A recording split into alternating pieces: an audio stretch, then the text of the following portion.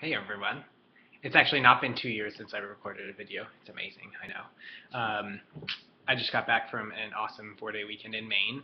Um, Literally just kayaked, canoed, and hiked and sat in my hammock and read and ate a lot of s'mores, and that was it. And it was awesome. So now I'm back. But I did want to make an update. Um, it has been 1 month that I've been off testosterone, which I never thought I'd say. But yes, it's been 1 month off tea. So a little tea history, if you will. I started tea March 30th of 2011. So that was 4 years in March. And I did IM injection for the first 3 years or something. Started at about 30 milligrams every week. So started very low dose, bumped to about 80 once a week, and then ended up bumping up to 100, and I don't remember how long I was on each. Bumped to 100, and then I came back off of 100 after a little while just because I was getting really bad cramps, and that can actually happen is the testosterone can aromatize and turn back into estrogen and give you cramps. So I was getting that again. So I dosed down back to 80, and I was on 80 for I don't know, a year and a half or so. And then I switched to androgel back in January, I want to say. No, longer than that. I don't know, it's been a little while. So I switched and have been on that ever since, and it's 50 milligrams a day. This is my last one. And so I've been doing that. And my last blood test that I had, I still after 6 weeks of consistent daily use of the androgel, I was under 200 of my T levels. So I don't know, I think I metabolize it really quickly. But anyways, and that was right before I decided to go off T, so I was probably at low T anyways. But I've been off now for a month, and it's been interesting. It's not necessarily a pleasant experience. For the first 2 weeks, I guess kind of the first thing I noticed was just a little bit more lethargic, just a little tired. But then also pretty quickly emotional changes kicked in, which I didn't anticipate would kick in so quickly. Just in feeling not as even keel as I normally am. Tea, one of my things I do not like about tea is it made me very non-emotive, and I just had zero affect on tea, and so that was kind of a hard thing. But then it kind of started coming back in that I cried for the first time in years when Dumbledore died, because I reread the whole Harry Potter series this summer, and so when Dumbledore died, I was bawling. And so I have just been having more emotions, and one weekend I just felt like a moody teenager again. It was so weird. I just am not used to it.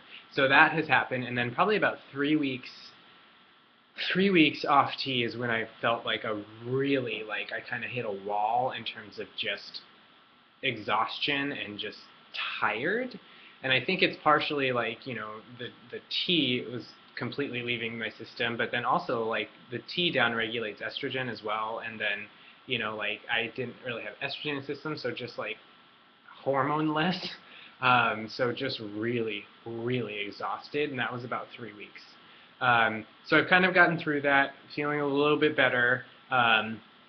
Definitely still a little just more tired, and just tired easily than normal. I haven't noticed really any other structural changes. It's not fast enough for fat redistribution or anything like that. And my hair has remained the same. I have my little Pepe Le Pew mustache. That's about as much as I get. I just haven't had time to shave. So yeah, going off tea. Not necessarily something that I would recommend. But the reason I'm going off tea, and the main point of this video, blah, blah, blah, was that I'm stopping hormones probably until the end of November to do the process of egg harvesting. which I kind of referenced very briefly at the end of my last video. But essentially what I'm doing is you have to go off testosterone for a while. You have to wait for a couple menstrual cycles to come back, which is so fun. And then, well, I've waited. Actually, you can go in your first menstrual cycle and start having blood work and monitoring and stuff done, but I decided to like give it a little bit of time to make sure like everything's okay. Fun.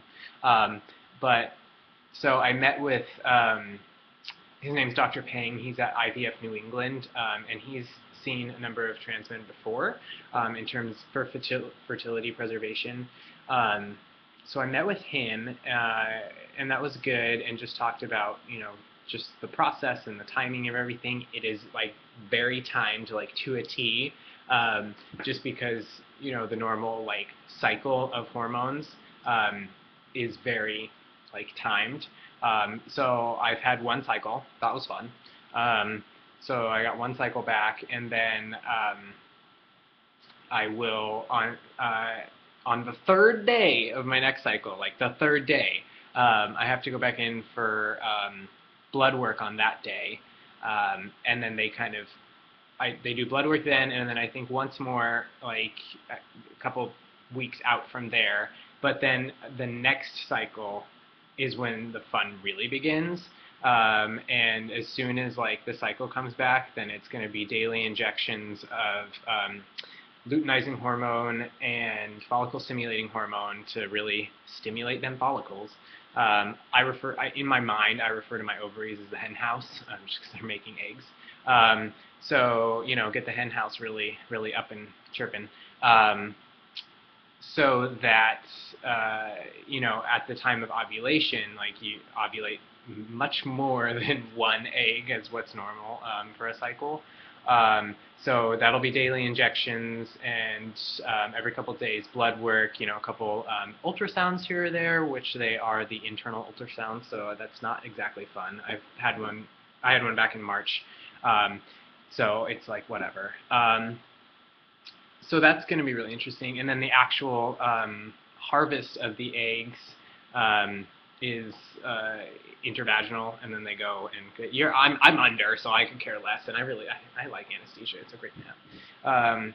So, you know, and then they try and get as many viable eggs and follicles as possible.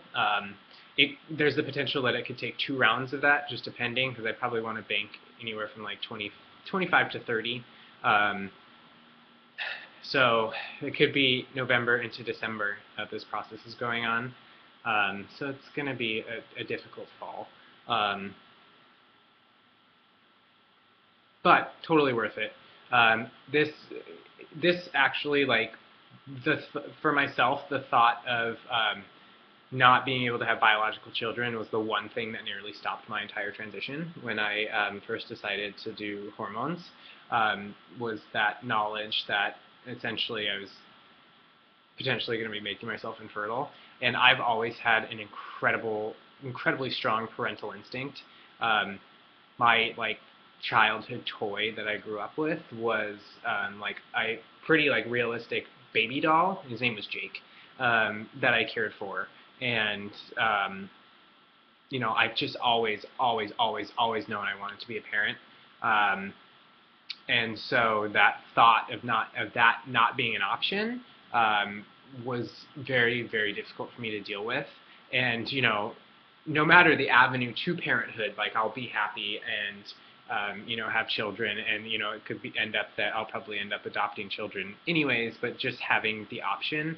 And also, my insurance covers this specifically for trans individuals who may be doing full reassignment or full affirmation surgery, and that is one thing that I'm interested in doing once this is done, is having a hysterectomy and oophorectomy, just so that I don't have to deal with those organs anymore. Just, you know, I'm not exactly the best on preventive stuff, which is funny because I run a study on PAPs for trans men and cervical cancer and stuff, so great. But that's something that I'm interested in doing, so I'd like to get this done before that. So yeah, it's going to be a rather interesting process. It's been very helpful for me that I have a lot of people that I can actually like talk to through it and joke with, like sister, but then also like people at work they know what's going on, so it's like I can talk about this at work, which is really nice. And then like even with my roommate, like I came home Monday and was having like horrible cramping because my cycle came back, and I was laying on the couch just like miserably dying, and so she like lays on the couch with me, and she's like, it always helps me is to just make the most miserable moaning sounds that you possibly can. And so we just laid on the couch for most of Monday night just making the most miserable sounds that we possibly could, and I found it hilarious, and it was very helpful. But yeah, having people to talk through the process is going to be good.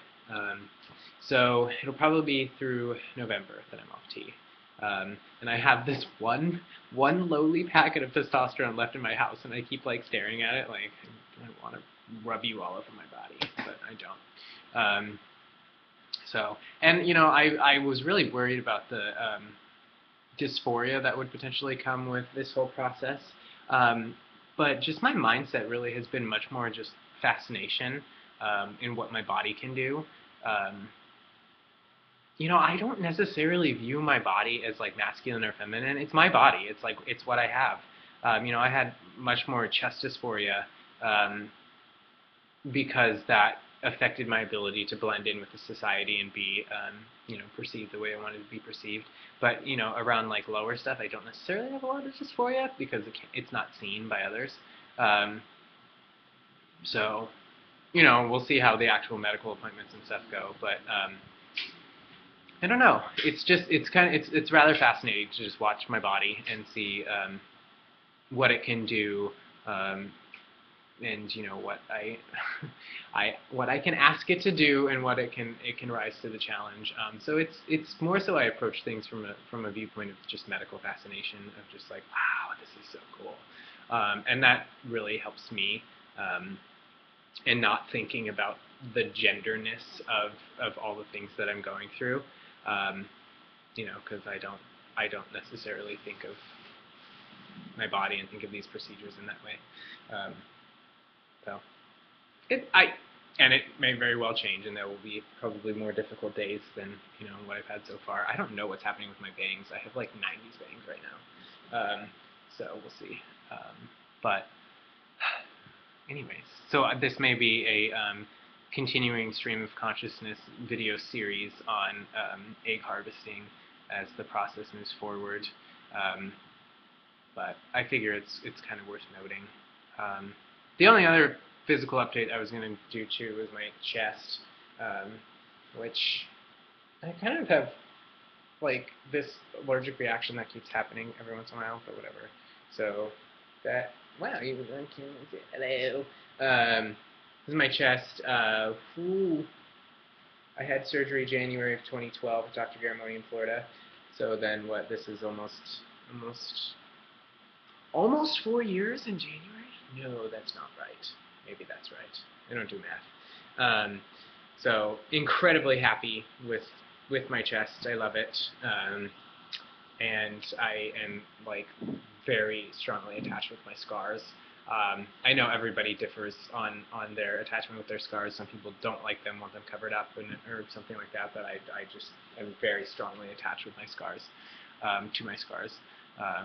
They make me very happy, just in kind of a symbolic way, kind of what I've gone through and where I've come. So, anyways, rambling. Bye.